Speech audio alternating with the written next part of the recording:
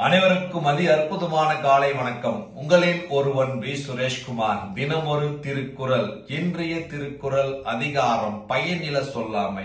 ஆங்கிலத்துல against vein speaking சொல்லுவாங்க.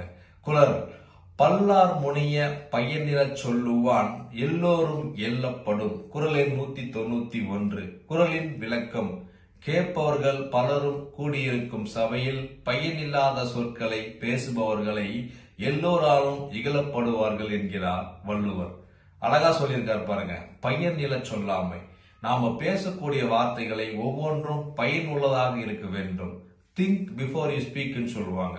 பேசுவதற்கு முன்பு ஒரு தடவை இரு தடவை நம்ம யோசித்து பேசணும்.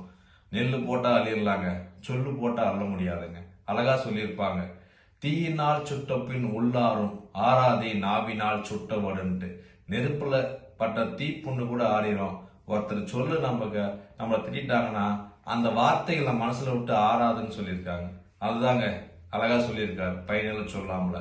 நாம சொல்கிற வார்த்தை சபையில கூடியிருக்கும் மக்கள் இருக்கும் போது நாம பயனில்லாத சொற்களை பேசுபவர்களாக இருந்தோம்னா நம்மளை எல்லோராலும் மதிக்க மாட்டாங்க, எல்லோராலும் இகழ்வார்கள் என்கிறார்.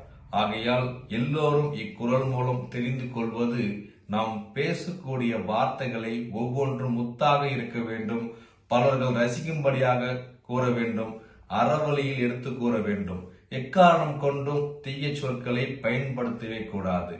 மீண்டும் திருக்குறள்: பல்லார் முனிய பயனில சொல்லுவான் எல்லோரும் எல்லப்படும். திருக்குறள் கற்போம், வாழ்வில் உயர்வோம். நன்றி, வணக்கம்.